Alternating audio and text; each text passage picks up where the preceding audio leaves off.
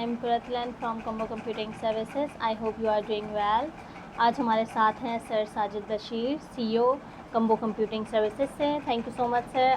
Last आपने video में हमें एग्ज़ाम किस तरह डिफ़ाइन करते हैं वो समझाया था, और आज सर हमें समझाएंगे डेट शीट किस तरह हम बनाते हैं और मार्क्स की एंट्री किस तरह करते हैं। जी सर।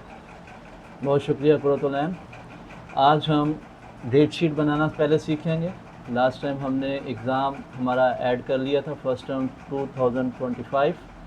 तो इसमें आप सबसे पहले आपको क्लास सेलेक्ट करनी होती है। लेट्स सपोज हम प्रेप 1 की एग्ज़ाम को इंटर करना चाह रहे हैं, जनरेट करना चाह रहे हैं। सबसे पहले अगर हम शो करेंगे तो राइट नो कोई यहाँ पर डाटा शो नहीं हो रहा। तो सबसे पहले हमें डेट शीट बनाना होती है एग्ज़ाम की। तो ऐड न्यू पे जाएंगे और यहाँ पे आप एग्ज़ाम सब्जेक्ट की टाइप सेलेक्ट करेंगे। आपके पास इस क्लास के सब्जेक्ट्स आ जाएंगे, ठीक है। और यहाँ पे मार्क्स टाइप में ओरल रिटन नॉर्मली चलते हैं, और इससे ज़्यादा भी आप बना सकते हैं, कम भी बना सकते हैं। वो सेपरेट वीडियो में हम बता चुके हैं आपको। तो हम रिटन यहाँ पे सपोज कर लेते हैं एग्ज़ाम डेट कि किस डेट को आपका एग्ज़ाम है। लेट्स सपोज ये 23 को एग्ज़ाम है, ठीक है। और ओपनिंग टाइम और ड्यूरेशन कि कितने मिनट्स के अंदर ये एग्ज़ाम होगा कंप्लीट। टोटल मार्क्स इसके लेट्स सपोज 100। मिनिमम मार्क्स वो मार्क्स जो पासिंग मार्क्स हैं 33। और यहाँ पे आप उसका कंप्लीट डिस्क्रिप्शन दे सकते हैं कि किन टॉपिक्स या किन यूनिट्स चैप्टर्स के अंदर ये एग्ज़ाम कंडक्ट किया जाएगा। और फाइनली आप इसको सेव कर देंगे, ठीक है। इसके बाद आप सेकंड सब्जेक्ट लेंगे। लेट्स सपोज हमने उर्दू ले लिया और ये 24 को कंडक्ट किया जाएगा। बाकी सारी सीक्वेंस वही रहेगी, सेव। इसके बाद आपका थर्ड एग्ज़ाम आ जाता है। लेट्स सपोज अगला सब्जेक्ट मैथ्स का है और ये 25 को होना है, और इसमें भी मार्क्स सेम रहेंगे।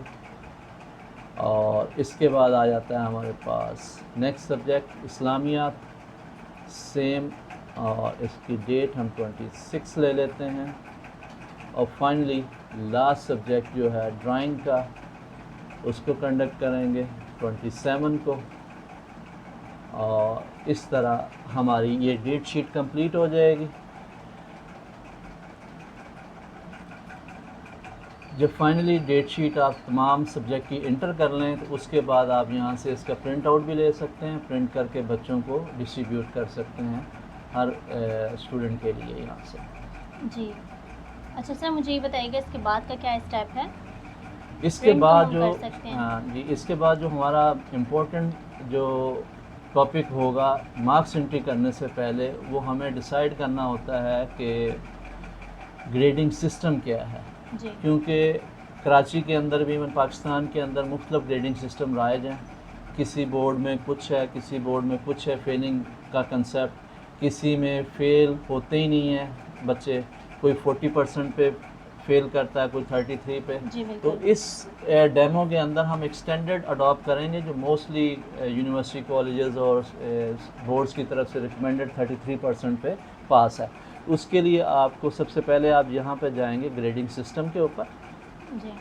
ग्रेडिंग सिस्टम में आपका यहाँ पे एक हमारे सॉफ्टवेयर में जो खसूसियत है कि आप मल्टीपल बोर्ड को एक साथ ग्रेडिंग सिस्टम डिफ़ाइन भी कर सकते हैं और उनका एग्ज़ाम भी कंडक्ट कर सकते हैं। बहुत सारे स्कूल ऐसे होते हैं कि उनके अंदर मल्टीपल बोर्ड होते हैं। जैसे कराची के अंदर ज़ियाउद्दीन बोर्ड भी चल रहा है, आगा खां बोर्ड भी चल रहा है, और सिंध बोर्ड भी चल रहा है जो कराची बोर्ड है।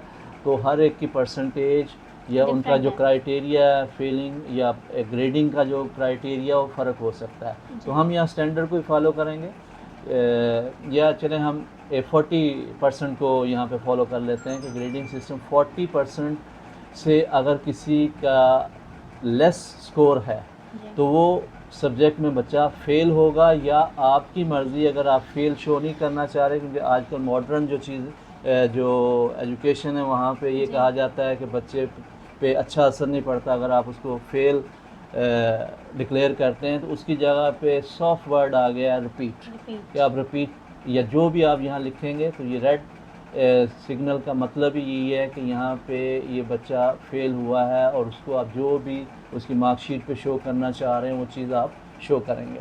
जी ठीक है।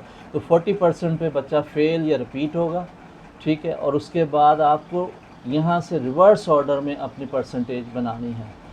इसमें बिल्कुल ओपन है, जो भी आप बनाएंगे। यहाँ पे फ़र्ज़ किया आपने लिखा 95 greater than equal. Greater than equal का मतलब 95, 96 अप टू 100% पे इसका ग्रेड बच्चे का होगा A+।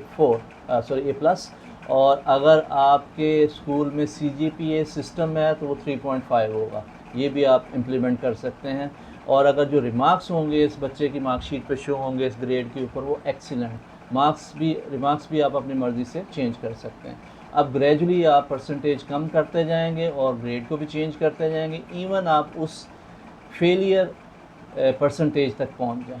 Failure percentage 40 greater than equal to E, और यहाँ पे जो था वो बिलो 40 की बात हो रही है, तो ये यहाँ पे एंड होगा 40 ग्रेटर, यानी कि जहाँ से आपने शुरू किया था वहीं पे आपने जाके इसको ख़त्म करना है। और अगर उसके बाद अगर बॉक्सेस बच जाते हैं तो उनको सेम आपने रिपीट कर देना है और इसको सेव कर लेना है। वंस ये करना है इनिशियल कॉन्फ़िगरेशन, जब भी आप सॉफ्टवेयर स्टार्ट करते हैं तो उस वक्त एक बार इसको आपने सेटल करना होता है। तो अच्छा जी सर, मुझे ये भी बताइएगा कि हमारे पास डिफरेंट ग्रेडिंग सिस्टम हैं, ठीक है। अब जैसे 8 क्लास तक के लिए डिफरेंस हैं और 9 मैट्रिक के लिए डिफरेंस हैं, तो हम उनको किस तरह से सेट करेंगे?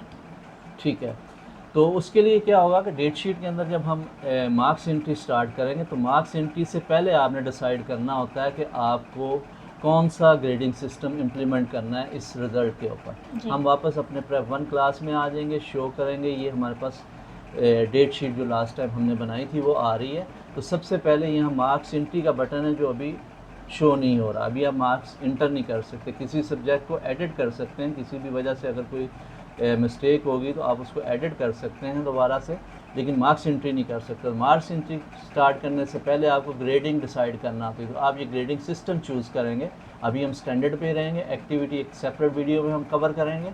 तो स्टैंडर्ड के अंदर आपने ग्रेडिंग सिस्टम, तो प्रेप 1 के लिए आप जो भी ग्रेडिंग सिस्टम लेना चाह रहे हैं तो सबसे पहले आप यहाँ पे करेंगे ग्रैब ग्रेडिंग सिस्टम, और यहाँ पे जो भी बोर्ड आपने इम्प्लीमेंट करना है। तो फ़र्ज़ किया हम ये 40% पे फेल या रिपीट वाला लेना चाह रहे हैं, तो आप यहाँ से इसको ग्रैब करेंगे, कंफर्म करेंगे, तो वो जो डाटा हमने वंस पहले सेट किया हुआ वो तमाम यहाँ पे फिल हो जाएगा। इस क्लास के लिए या पूरे स्कूल के लिए आपके पास ऑप्शन है, सिर्फ एक सेक्शन के लिए करना चाहें तो इसको सेव कर देंगे।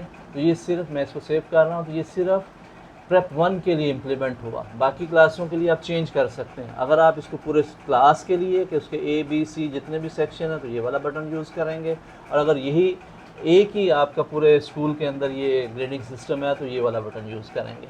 तो अभी फिल वक्त के लिए हमने क्लास सेक्शन वाइज हमने ये इम्प्लीमेंट कर दिया, इसको क्लोज़ कर देंगे।